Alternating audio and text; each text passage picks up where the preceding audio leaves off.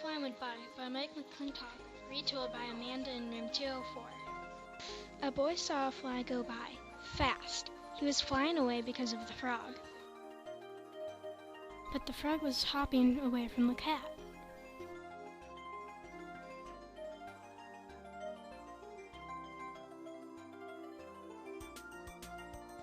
The cat is running because the dog is chasing her.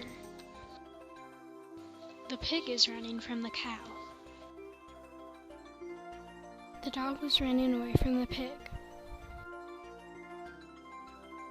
The cow is running from the fox.